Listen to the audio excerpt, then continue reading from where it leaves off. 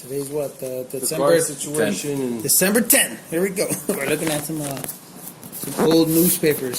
So yeah, Teetee was a Cuban, like a Cuban exile or something. He was the second in command at the time, cacique behind Jack when I arrived to Stillwater.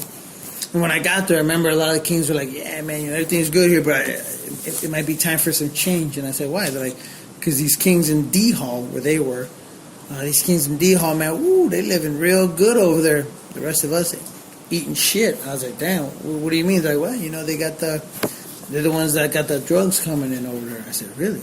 So anyway, I was one of the ones that went over there. It just so happened that the kitchen workers were also in D Hall. So I got sent there, and immediately I met Teetee, Jack. We were, we had a good rapport. But after a while, I started to just kind of gather information, and I saw it. I was like, "Damn, this motherfucker Teetee, man, is making a lot of money off of these kings. He's bringing in with the help of the guards. He was bringing in cocaine, bringing in weed, and I think they were bringing in tobacco too, like for rolling up your own cigarettes." There's some good. That's where the real money was. The cigarettes. Now that I think about it, there was some serious money in the cigarettes. That's why I recognize your rolling cigarettes. Holy shit. Whatever you pay for this, it was worth 20, 30, 40 times what it is worth in the joint. So if it costs $5 in the joint, you'd pay $50 in the joint immediately off the top. $50, $60, $70 off the top. So they were bringing in tobacco, marijuana, crack. These motherfuckers were bringing in crack. It wasn't cocaine. It was fucking crack. And I remember we had talked about this, and they're like, "King, this is what we're doing. We're gonna hook you up so you could start your own thing." And I remember saying, "No, I'm good. I don't. That's not my thing. If I'm gonna hustle, it's gonna be." With playing cards, that's my thing, but I don't get down with this. I did it in a very respectful way, but I was still observing because I figured take a while to just observe and then establish what I thought was a more righteous opinion. But right off the top, I was like, "Whoa, we're dealing with fucking crack. We're dealing with fucking all this bullshit." And then the kings here in D Hall, and I watched them. They were fucking eating great. Living good, making these wicked meals every fucking night. They didn't even need to go to the cafeteria. They only went to cafeteria on days that had chicken, and I think it was chicken. That's the only time that they bothered going to the kitchen. You remember the operation, like how they were selling, how it was getting in? Yeah, they were the guards were bringing it in just. Stuffed into their clothes. They had like bags of cellophane, plastic wrap, tightly wrapped. They were bringing it in, and then at night, because I remember they explained to me like, "Well, with Teetee not here, we'll work it out with you, and all you got to do is," the guard said, "I'll bring it to you on any given night. It'll be like 2, 3 in the morning. I'll come over here. I'll just knock on your bars real quick, tick, tick, tick, and just throw it to you. You just gotta tell me what you want, or have your people just buy this shit and give it to me, and then I bring it to you." How much was it? Basically, it was like must have been like 10%. It couldn't have been more than 25% of the value of this shit. So if it was about $1,000 worth of shit, I had to break them off like $100 or something. Or I remember if I bought $100 worth of shit, it would go to him, and then that I would transfer it to $1,000 instantly. But I think he got half or no, 25%. I think is what his cut was 25%. The profits. No, off just delivery, not the profit. So if it was worth $100, he got $50. No, if it was worth $100, I had to give him $100. That's what it was. If it was worth $200, I had to give him $200. So whatever it was worth, I had to double it up and give him that. But it was worth it because I would have potentially made, 10 times whatever my initial investment was. I just remember they explained it to me, and I was like, yeah, I'll let you know. You remember that first I'll let you conversation know. when they came? No, I was in my. Let's see, I was in my cell.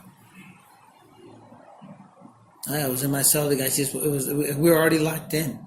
It's like fucking, it's like 11. Yeah, because we locked in around 9:50, 10 p.m. I think is when we locked in. So it must have been after. So somewhere around 11:30, I was sitting there watching TV or reading or something. I don't know. I was doing something, and all of a sudden, he approached me. He's like, "Hey, what's up, man?" I was like, "Hey," he's like, "Hey, what's up, Luna?" I was like, "Hey, what's up, man?" What was his name? I can't remember the guard's name, but he wasn't like a top ranking guard. He was just a regular ass guard. And he said, "Hey, man, so what's up, man? You Teetee's gone, so Teetee's gone, so because Teetee introduced me to him. Why? At some point, I think they needed something. Yes, they dropped it off at my cell without even me knowing it. I was in bed chilling, and it was sometime after count, and then a guy came and dropped something off, a bag of something. I was like, "What the fuck?" And he's like, "It's for Teetee." I was like, "Huh?" And I had that shit, and I was like, "What the fuck?" And it was drugs. It was weed and tobacco. It was weed and tobacco, and then the next day is when I woke up, and then I went up to Teetee and said, "Hey, Teetee, somebody dropped something off for you last night." He's like, "Oh yeah, thanks, bro." I told him, I told him you're my guy, bro. I told him you're my guy, and that way he knows who you are in case something happens. Because if he can't leave the shit with me or Jack, it's gonna be with you. I was like, huh? I was like, all right. I was like, what the fuck are we doing? And I remember I was like, what? So explain to me the whole situation. And he's like, all right, bro, here's how it is. If you, if whatever you want to get in here, we use that guy. Your brother, for example, your brother would bring him the shit, and whatever it's worth, you got to pay him, and then he brings it in to us. But for now, it was his brother that was hooked. His brother that was buying everything and giving it to the guard, and then the guard would bring it in. When would you pay him? No, no. It was all done immediately. So if it was his brother would give him like an ounce of weed, which would cost like who knows what a fucking ounce of weed cost back then. Maybe let's just say $100. So the guy would look at it and be like, okay, this is an ounce of weed. It's worth $100. So just give me $100. So he would bring in 2 or 3 of them. So he would pay them immediately $200 or $300. Gotcha. But it would be done immediately. And I don't remember ever there being an issue like, well, we paid him, but he didn't come through. The guy had a steady thing going for a while. And I was just annoyed because these kings one of them had a Rolex. The other one had a really nice, Teetee had the Rolex, where he had a beautiful watch, and then Jack had a Rolex, and they both had beautiful, like badass, $100-something gym shoes. I mean, they were doing good. So inmates would, like if somebody was buying weed off of them and they wanted real money, they would just put it in, they would tell someone to put it in their account or something like that, like outside? At Stillwater, we had money. Yeah, we had money. We had no. Oh shit! What did we had? I know we had scripts. We had scripts, and then I think we had something like coins, but they weren't like quarters. They were like coins. So I think if somebody, yeah, definitely, if you bought weed off of, you know, it was the natives. They were selling it to the natives. They were selling a lot of their shit to the natives, to the native mob, and then the natives were selling it to everybody else, and then they were giving it. They were selling it also to the kings, and then the kings were selling it to everybody else. Anyway, so they would sell it to somebody, but immediately somebody would have to make like a Western Union. I think we did a lot of Western Unions. Must have been, because you would say, hey, have your people put that on my books, and just with my name and my OID number, my ID number, they would go. I think they would go to like a regular Western Union, and then they would put in my name, that my name with the number, OID number, and then the address, 5329 Osgood Avenue, Oak Park Heights. This one was a different address. And then this one, Faribault was Linden Lane. It would just arrive like this, but it would just have the address and your OID number, and then they would pay $100, and it was like a 5 or 10% surcharge for doing that. And then you would have to pay for it. So they would put $100, but it would actually, I would only get like 95 or $90 if they bought $100 worth of shit. So yeah, everybody, they would either pay in canteen, or they would pay. They would have their family put money on your books, quote unquote. How did you get them the drugs? No, in the unit, you just hand it over. But I remember a lot of them drugs were going to the natives, so they were working with the natives somehow. They were giving them a good price. Teetee was selling that shit at a really good price to the natives, and then the natives were selling it to whoever. And then he was also giving it to the kings. He explained it to me right off the top. So like, if an ounce was worth $100, he was giving it to the kings for for cheap. Like $400 or $500. It was still multiplied, but by not that bunch. And then those kings would sell it, and then they would double their money. So if they paid $500 or $100 worth of that shit, they would double their money.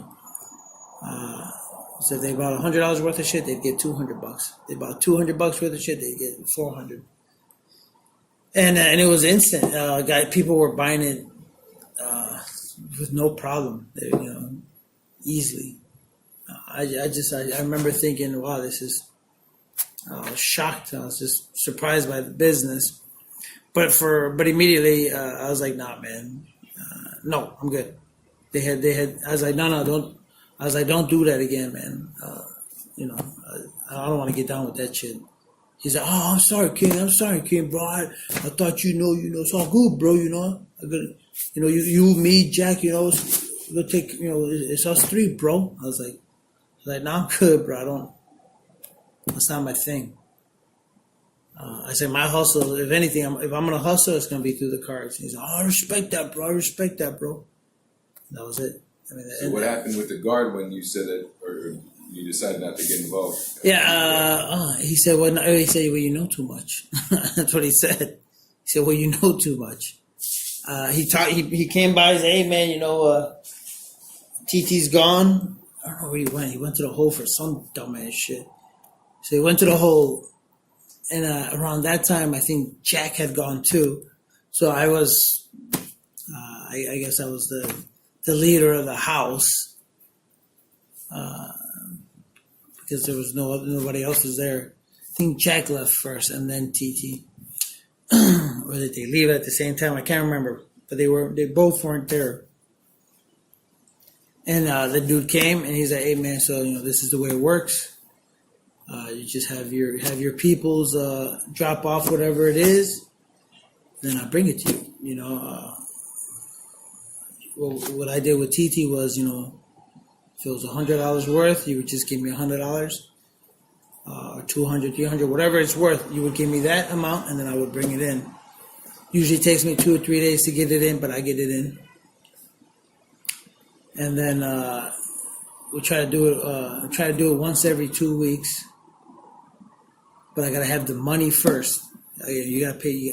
I gotta receive that money first, and have your people bring that. Have them bring it already wrapped up. That's what he said. And I remember thinking, and I said, oh well. I said, no, I'm gonna have to get back at you because I'm gonna have to get back at you. I'm gonna have to get back at you because just I'm not ready yet. And he's like, well, you know too much already. And I said, yeah, but it's all good. I said, you know, all the King brothers, we ain't, brothers ain't ratting on nobody. So your business is your business. I ain't got I don't even know who you are. I don't even know your name. He said, my name's something. And I was like, it doesn't matter. It's like, I don't know you. And he's like, all right, man, just let me know though. Just, we're going to start this shit again. Otherwise, I got to go through somebody else. And I was like, yeah, all right. And I was just laughing. I remember just him walking away going, and I was thinking to myself, the fuck out of here. Fucking low life. It was the crack. I think the fucking shit that offended me most was the crack. Because we never dealt with crack. It was so fucking disgusting. But when he started talking about crack, I was like, yeah. Okay, get the fuck out of here. Just to myself, I was thinking, you nasty motherfucker. But yeah, I don't know. It was around 11:30 at night. It was just very quietly whispering. I was over there in that corner cell next to Rusty and Malin and Angry as Ed Norris and a few others. Jerry Norris. But I remember, hey, Lona, come here. Hey, Lona. Called me to the bars. And I just, when he started, and I think I was tempted first for the weed. Because I thought, well, I could sell the weed and the tobacco. I was actually listening to the weed and the tobacco. I was like, oh. He said something like, fuck, I don't know what that's worth. It was worth like $1. It was worth nothing. One of those bags of roll-up cigarettes, $1 or $2. And he's like, he goes, yeah, I could bring like 10 of these or whatever. And I quickly did the math. I was like, damn, I could get money off these fucking cigarettes. So I was like, ooh, that's not a bad idea. And then he started talking about the crack. And that's when I was like, no, fuck that. No. I was like, yeah. Well, I'll get back to you. Let me think about it. Let me figure out how it's gonna work here. I'll talk to the other kings. And I remember I talked to the other kings about this shit. And they said, God, it was this guy, this motherfucker.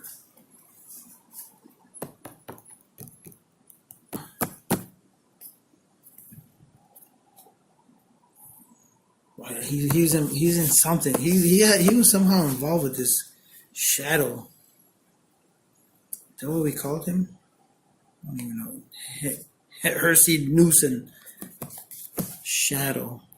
I think that was his name. He was somehow involved in all this shit too. And I just had a feeling that he was a fucking rat. And he used to work. He was always with Teetee, and I think they worked in the kitchen together too.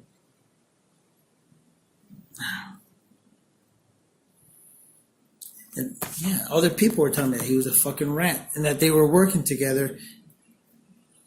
And they suspected that he was the one that had ratted on Teetee. What the fuck? I can't remember. It was just, but I remember this guy got taken out too. I think his name was Shadow. Shadow. It's funny that his picture's right here. And he's a big motherfucker too. Anyway, it was just a lot of there's some people were telling on each other, setting each other up. And I remember I talked to the Kings about this. We had met about. I told them, I was, hey, listen, so this is the deal. And then the guys were like, well, shit, let's continue selling this shit. And I remember having a conversation with them. I said, well, is this what we are then? Bunch of fucking crack dealers? Because where I come from, you get a fucking baseball bat across your fucking head for even touching this shit. I remember the King brothers were listening to me. Yeah, I mean, like this guy, I forget his fucking name. He's Colombian.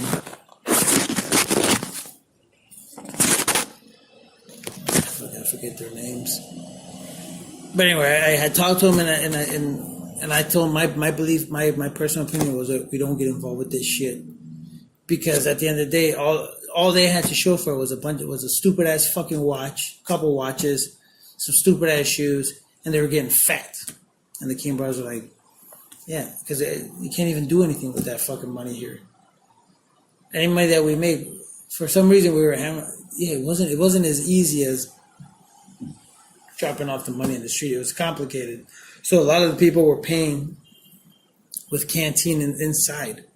And by paying with canteen, all we were doing was just be getting fat. And I just remember thinking, is this what we're doing? So we're just gonna get fat? And they're like, nah. These King brothers, all these right here in particular, all these were more. This kid was smart. He's also a Garcia. He's Jack's cousin. Juanito, yeah, little Juanito, I think was his name. He was a smart little motherfucker, and these guys too. I forget their names, but they were. I had a more conscious group. The ones that were on some bullshit was definitely Teetee. Jack's not in the picture here. Yeah, Jack's right here. But Jack had a good heart, man. Jack didn't. I don't think Jack was not. He was either way. He would go either way. But this greedy motherfucker was all about using the brothers to fucking make money. Jack was like, you know what? Jack was the Inca, right? Yeah, he was the Inca at the time. So he was not. He was actually more. He was like, I don't know how to feel about this. But he was providing enough money where he was living pretty good too. Tell me, theoretically, could someone, instead of wiring the money to the prison account, could they wire it to just a bank account? No, it was complicated. Like, unless they went and dropped off the money, like they did, like this Indian did, John. Yeah, I forget his name. I don't want to say his name. Anyway, I forget his name, but yeah, it would take some fucking hella coordination to get that money delivered in person. And a lot of people were like, fucking, they were like, why am I sending somebody money, or why am I receiving money? It would just be weird to get people out in the streets involved. So like, even my sister, she received this money from this native, and she was like weirded out. And I remember I called her that day or the next day or a couple of days later, and I was like, "Hey, did you get something?" She's like, "What is going on, bro? Why? What?" She was just freaking out. That would freak me out. She's like, "Why are they giving me money like a stack of money? I don't understand. It's like a stack of hundreds. Why would somebody?" And I was like, "When you come visit, I'll explain, because you couldn't talk over the phone." So it was real goofy because, the phones were being monitored big time. So you had to be real fucking careful with what you were saying, and more importantly, the Kings, they were monitoring us, and him, especially him, Jack, Teetee. They were all, even me. As soon as I entered Stillwater, they put me under a special type of surveillance. Like, they monitor our phone calls a little bit more. Shit, Louis Bugs, that was my boy. These motherfuckers know me well. Jason Williams and Louis Bugs. That's Jason Williams? These are my boys, man. Damn. These are my boys. Now I'm trying to remember names.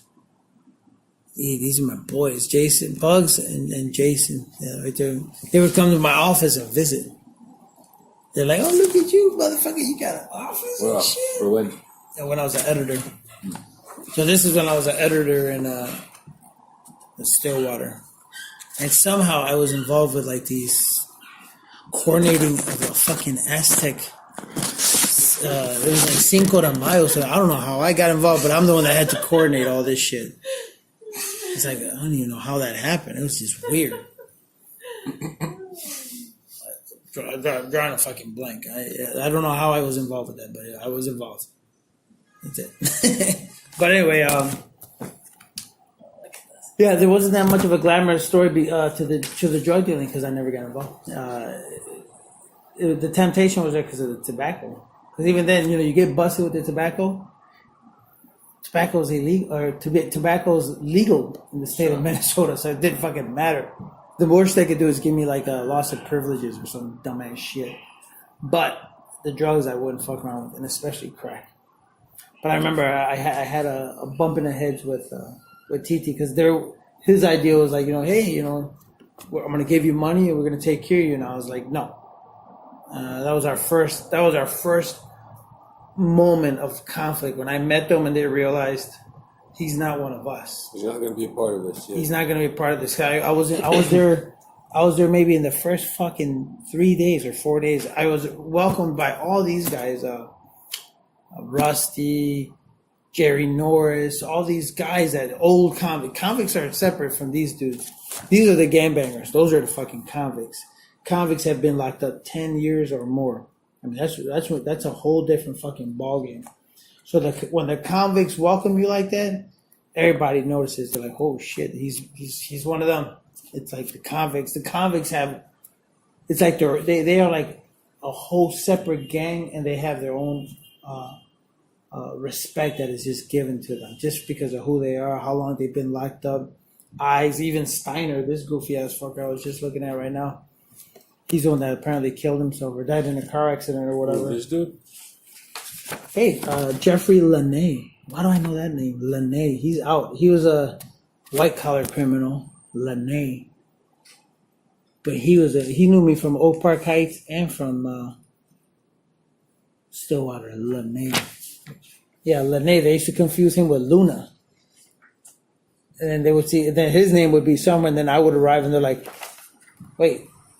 No, we called the wrong person for a visit. Yeah, I that's right. They called Luna for a visit, and I arrived, and there was some lady, and I was like, I don't know who this lady is. They're like, oh shit, why is Luna up here? Then they're like, right here, Luna. They're like, Luna. That says Lune. That's not Luna. They're like, it looks the same. It's like Lunay. It's supposed to Luna. So he and I ended up meeting, but he was a white collar criminal. He's interesting. There's something interesting about him and his story too. He was doing some cool shit with white collar. Stillwater and Oak Park. Why do I know him? So Malin might know his story. Mm-hmm. He's out. I think he's out. When they got out years before, this motherfucker was doing some cool. He was like embezzling. He was just really good at embezzling. He's that white collar criminal. He does like plays with numbers. Fucker was loaded. He had money. Just remembered his name. What did I say? Lene. Lene, yeah. Something Lene. I just said his first name, but I already forgot it. Jeffrey? I don't know. I forget his name. But anyway,